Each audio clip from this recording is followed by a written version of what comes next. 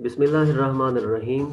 काला रब्बि इश्रह ली सदरी व यस्सिर ली अमरी वहलुल उक़दतम मिन लिसानी यफ़क़हू क़ौली। Dear student, Assalamu alaikum.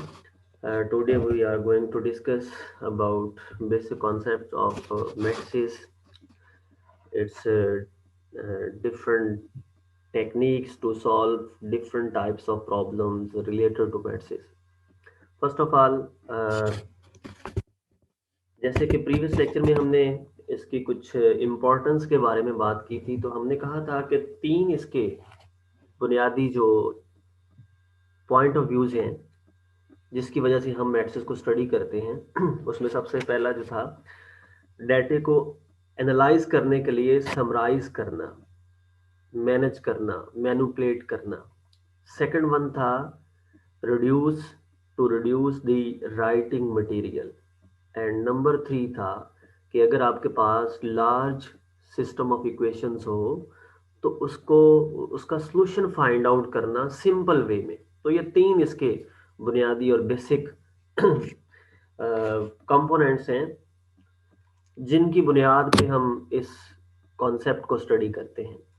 और इसके एप्लीकेशंस में अगर आप देखें तो इंजीनियरिंग का फील्ड आप उठा के देख लें, मैथमेटिक्स तो है ही है, कंप्यूटर साइंस का फील्ड आप उठा के देख लें। आप माशाल्लाह कंप्यूटर साइंस के स्टूडेंट हैं, जितना भी बाइनरी नंबर सिस्टम जो है उसकी सारी अरेंजमेंट मैट्रिसेस की फॉर्म में है। आप कोई भी की अगर प्रेस करते हैं तो उसकी वैल्यू बाइनरी नंबर सिस्टम में है, और वो आगे जो उसका स्ट्रक्चर है वो मैट्रिसेस की फॉर्म में है। उसकी एडिशन, उसको जो है वो प्लस माइनस उसकी,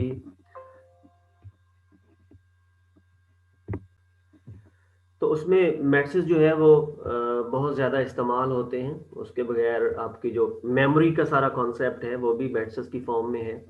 तो इसलिए ये बहुत इम्पोर्टेंट है इस कॉन्सेप्ट को स्टडी करना। एक सिंपल सी एग्जांपल के डाटा को किस तरह से हम मैट्रिक्स की फॉर्म में हैंडल करते हैं। Let's suppose. सर अस्सलाम वालेकुम। जी सर वाले कुछ बच्चे वेटिंग में हैं मुझे तो उन्हें नजर आ इनका रहे हैं।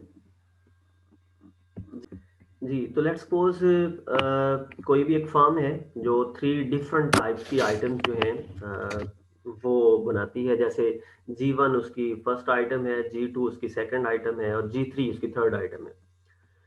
वो कोई भी आर्बिट्रेरी दो कस्टमर को चूज करती है कि उसका C1 फर्स्ट कस्टमर है, उसको जो फर्स्ट आइटम है उसकी 9 उसके बंडल जो है वो सेल करती है, सेकंड आइटम के 4 बंडल उसको सेल कर देती है और थर्ड आइटम के 5 बंडल उसको सेल करती है।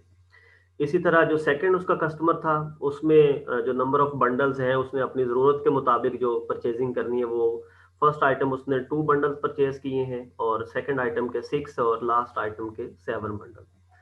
अगर आप ये जो हमने लेबलिंग की है, जैसे ये कस्टमर के नेम्स हैं, ये जो गुड्स थी हमारे पास उनके नेम्स थे, इनको हम अगर यहाँ से रिमूव कर दें तो जो सिंपल फॉर्म हमारे पास डाटे की आएगी वो ये एक मैट्रिक्स की फॉर्म होगी। जैसे आपके सामने ये मैट्रिक्स एक नजर आ रहा है जिसमें आपको 2 रोज और 3 उसके कॉलम्स नजर आ रहे हैं। ये वो डाटा था जो परचेसिंग और कस्टमर के दरमियान में रिलेशनशिप था, जिसको आज अगर हम सिंपल अगर ये मैट्रिक्स किसी को दिखाएं तो वो ये अंडरस्टैंड ही नहीं करेगा कि ये जो वैल्यूज हैं ये कस्टमर और परचेसिंग के रिलेशनशिप की वैल्यूज हैं।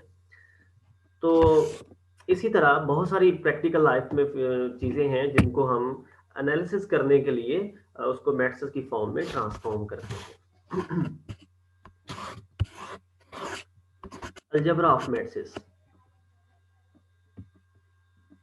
फर्स्ट ऑफ ऑल है इक्वालिटी ऑफ मैट्रिक्स। जैसे हमने ऑलरेडी ये चीज स्टडी की थी कि अगर कोई दो मैट्रिक्स हैं जिनके ऑर्डर और कॉरस्पॉन्डिंग एंट्रीज अगर सेम हो तो वो आपस में इक्वल होते हैं। तो ये जरा थोड़ी सी जनरलाइज फॉर्म में डेफिनेशंस हैं। प्रीवियस लेक्चर में हमने बेसिक डेफिनेशंस पढ़ी थी जो एफएससी के स्टूडेंट या लोअर लेवल के स्टूडेंट पढ़ते हैं।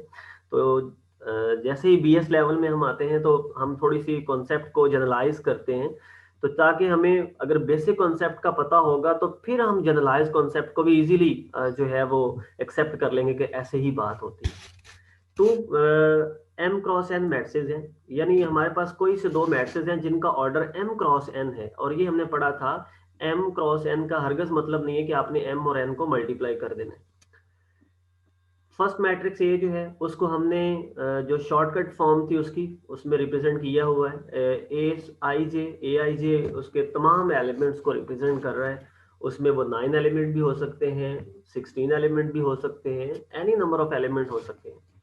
और सेकंड मैट्रिक्स बी है जिसके जनरल एलिमेंट हमने बी आई जे कंसिडर कर लिए, are equal if and only if A I J equal to B I J, यानी जो ए और बी है उन दोनों के जो सबस्क्रिप्ट हैं वो दोनों सेम होने चाहिए, यानी अगर ए 1 1 है तो बी भी 1 1 होना चाहिए, ए 2 1 है तो बी भी 2 1 होना चाहिए, और अगर ए 1 1 और बी 1 1 दोनों आपस में इक्वल हैं, इसका मतलब कॉरस्पॉन्डिंग एलिमेंट्स आपस में इक्वल हैं for each I and for each J. और ये रिलेशनशिप इक्वालिटी का किसी एक दो एलिमेंट के लिए होल्ड नहीं करना चाहिए, बल्कि ये तमाम एलिमेंट्स के लिए होल्ड करना चाहिए।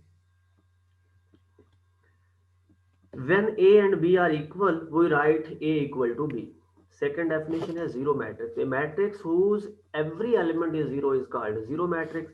If it has m rows and n columns, we denote it by big O, और नीचे उसका ऑर्डर लिख देंगे m into n, और simply big O। अगर इसका ऑर्डर ना भी लिखे तो कोई मसला नहीं है, उससे भी हम जीरो मैट्रिक्स को या नल मैट्रिक्स को रिप्रेजेंट कर सकते हैं।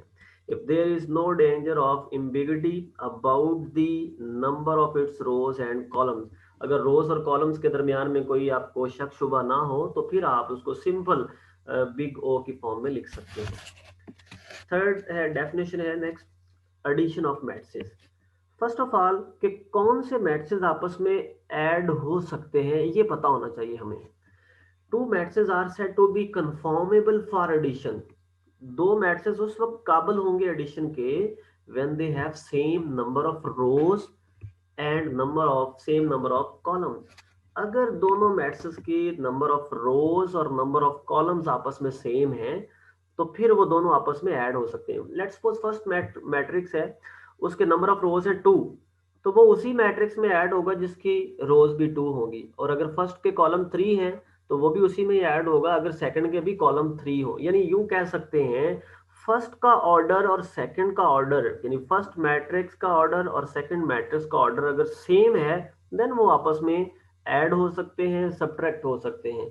लेकिन अगर उनका ऑर्डर सेम नहीं है तो हम कभी भी उनको ऐड या सब्ट्रैक्ट नहीं कर सकते। Thus, if A matrix in general form and B matrix in general form are M cross n matrices over the same field F। अच्छा, इसमें एक चीज और हमने पॉइंट आउट करनी है मैट्रिक्स की डेफिनेशन में। हमने लास्ट टाइम ये पढ़ा था कि मैट्रिसेस क्या होते हैं। मैट्रिसेस असल में एलिमेंट्स को आपने रेक्टेंगुलर अरेंजमेंट में लिखना है और फिर आपने उनको इनक्लोज करना है पेयर ऑफ स्क्वायर ब्रैकेट्स में, तो वो जो रिजल्ट बनेगा वो मैट्रिक्स कहलाएगा। अब यहाँ पे एक चीज का इजाफा आपने कर लेना है इंफॉर्मेशन में जनरलाइज कॉन्सेप्ट करते हुए कि मैट्रिक्स के जितने भी एलिमेंट होंगे वो फील्ड में से होंगे। फील्ड क्या होता है? फील्ड ग्रुप से बनता है और ग्रुप सेट से बनता है, नॉन एम्प्टी सेट से। अगर नॉन एम्प्टी सेट्स के अंदर कुछ ऑपरेशंस हैं जिसमें क्लेयर्स प्रॉपर्टी कहते हैं, उसको एसोसिएटिव प्रॉपर्टी कहते हैं, उसके बाद इनवर्स की प्रॉपर्टी है, आइडेंटिटी की प्रॉपर्टी है। अगर ये चार प्रॉपर्टीज हों तो कोई भी नॉन एम्प्टी सेट जो है वो ग्रुप बनता है, और अगर उसमें अबिलियन की प्रॉपर्टी आ जाए तो वो अबिलियन ग्रुप बन जाता है। तो फील्ड के लिए अगर set abelian group under addition भी हो और अबिलियन ग्रुप अंडर मल्टीप्लिकेशन भी हो और साथ उसके तीसरी चीज डिस्ट्रीब्यूटिव प्रॉपर्टी, तो ये तकरीबन कोई 12 प्रॉपर्टीज बन जाती हैं। जिस सेट में वो 12 प्रॉपर्टीज हों उसको हम फील्ड कहते हैं। आप इसकी डेफिनेशन कहीं से भी जो है वो देख सकते हैं इजीली, वो उसमें कोई इतना मुश्किल नहीं है। तो आप सिर्फ ये कॉन्सेप्ट आपका ये होना चाहिए कि मैट्रिक्स के जो एलिमेंट होते हैं ना वो हमेशा फील्ड में से हम लेते हैं, ये याद रखना है आपने। तो हमने ये एलिमेंट्स लिए थे वो फील्ड एफ में से हमने लिए थे। जी, तो एडिशन का जो एग्जैक्ट यहाँ पे प्रॉपर वे है कि वो फर्स्ट मैट्रिक्स का जो भी एलिमेंट आप ले रहे हैं, अगर वो फर्स्ट एलिमेंट है तो सेकंड मैट्रिक्स का भी आपने फर्स्ट एलिमेंट ही उसमें ऐड करना है। अगर फर्स्ट मैट्रिक्स का आपने सेकंड एलिमेंट लिया है तो सेकंड मैट्रिक्स का भी सेकंड एलिमेंट ही, यानी कॉरस्पॉन्डिंग एलिमेंट्स ही आपस में प्लस माइनस होते हैं। उसके बाद है एडिटिव इनवर्स ऑफ मैट्रिक्स। किसी मैट्रिक्स का एडिटिव इनवर्स निकालना हो तो जस्ट उसके साथ माइनस साइन लगा दें। यानी अगर आपके पास कोई मैट्रिक्स ए है, आपने उसका एडिटिव इनवर्स निकालना है, आप उसके साथ माइनस लगा दें। उसके साथ माइनस लगाने का मतलब है उसके हर एलिमेंट के साइन को चेंज कर दें। जो पहले प्लस था उसको माइनस कर देना है, और जो पहले माइनस था उसको प्लस कर देना है। तो जब इस एडिटिव इनवर्स वाले मैट्रिक्स को आप ओरिजिनल मैट्रिक्स में दोबारा से ऐड करेंगे, सम अप करेंगे, तो चूंकि दोनों के एलिमेंट्स भी सेम होंगे, सिर्फ उनकी साइन का फर्क होगा। अगर ए का पहला एलिमेंट +1 है तो माइनस ए का एलिमेंट वो -1 हो जाएगा। जब आप इन दोनों को आपस में सम अप करेंगे तो आंसर उसका 0 मैट्रिक्स आ जाएगा। वो तमाम एलिमेंट्स जो हैं वो आपस में एक दूसरे को कैंसिल आउट कर देंगे।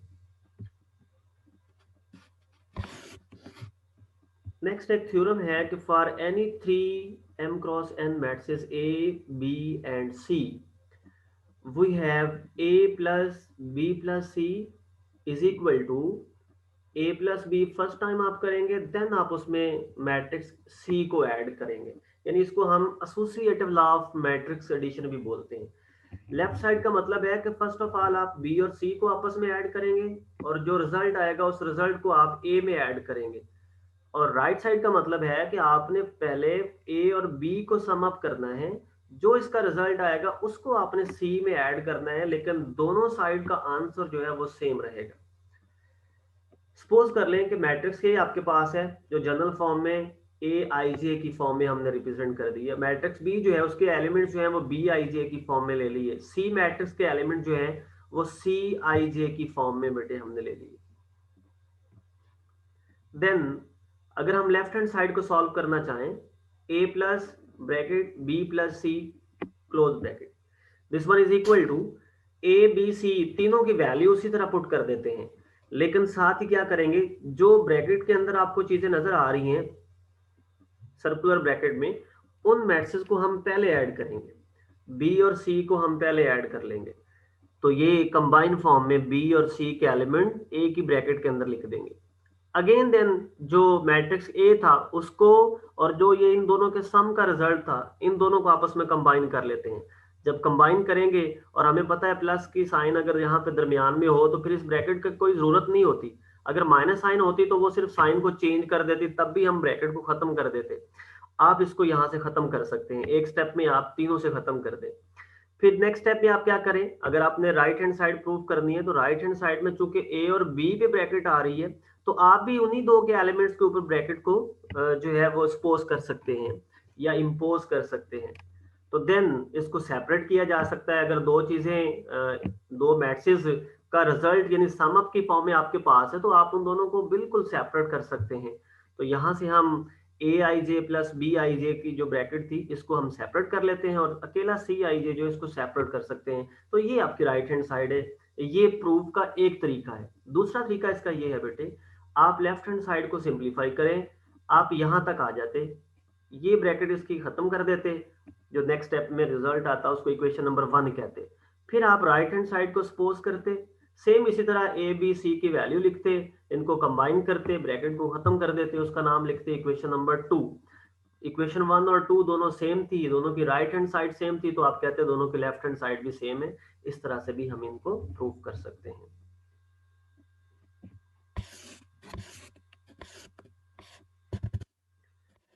जी, ये कुछ बेसिक डेफिनेशंस और हैं जिनको हमने साथ स्टडी करना है। उसमें सबसे पहले है डायगोनल मैट्रिक्स। अब डायगोनल मैट्रिक्स से पहले हमें डायगोनल का पता होना चाहिए कि डायगोनल क्या होता है।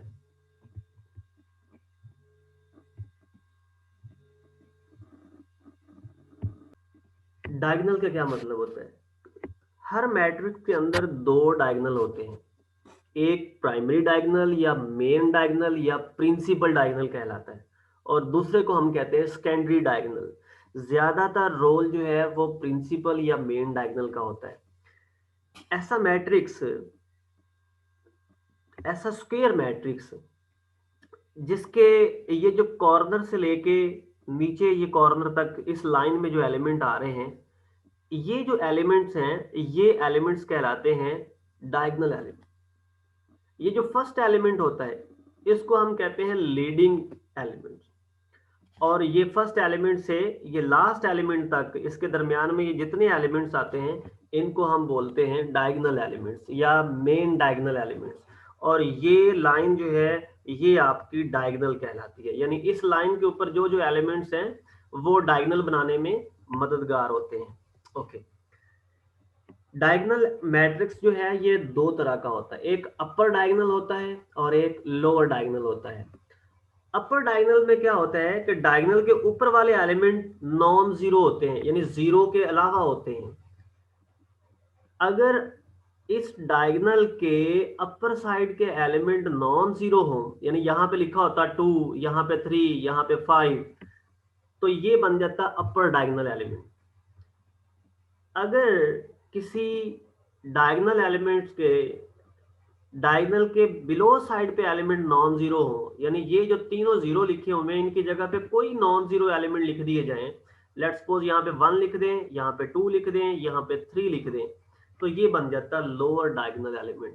तो सिंपल सा कॉन्सेप्ट है कि अपर डायगोनल एलिमेंट्स, अपर डायगोनल मैट्रिक्स वो होता है जिसमें डायगोनल के अपर साइड पे नॉन जीरो एलिमेंट आए लेकिन लोअर साइड पे क्या हो, जीरो हो। अगर आपने लोअर डायगोनल की बात करनी है तो लोअर साइड पे एलिमेंट नॉन जीरो होंगे लेकिन अपर साइड पे क्या होंगे, जीरो होंगे, यानी एक साइड पे नॉन जीरो और दूसरी साइड पे ऑटोमेटिकली जीरो होंगे। सिर्फ आपने नॉन जीरो का ख्याल रखना है, अगर नॉन जीरो अपर साइड पे है तो वो अपर डायगोनल है, अगर नॉन जीरो लोअर साइड पे है बेटे तो वो फिर लोअर डायगोनल है।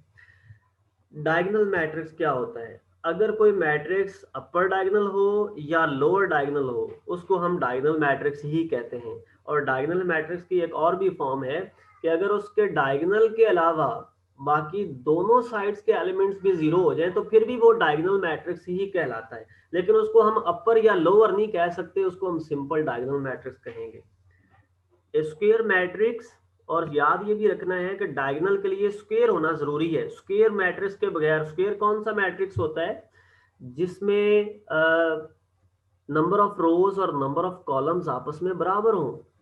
अगर नंबर ऑफ रोज और नंबर ऑफ कॉलम्स आपस में बराबर हैं तो देन ही उसका डायगोनल बन सकता है, जिसको हम डायगोनल मैट्रिक्स फिर आगे बना सकते हैं आगे।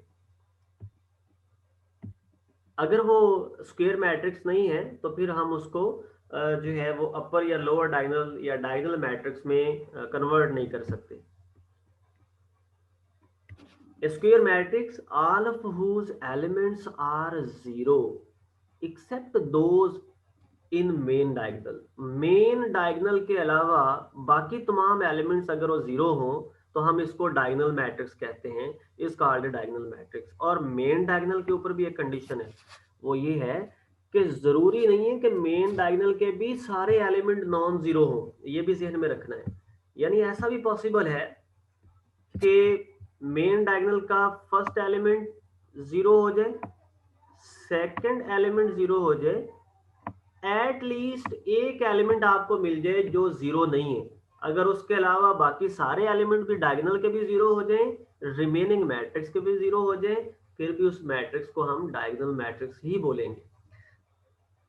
ये इसने नोट में बता भी दिया है कि that this does not say that A I J not equal to zero whenever I equal to J, जब आई और जे इक्वल। अच्छा, इससे भी तीन चीजें हैं यहां से जो आपको बतानी है।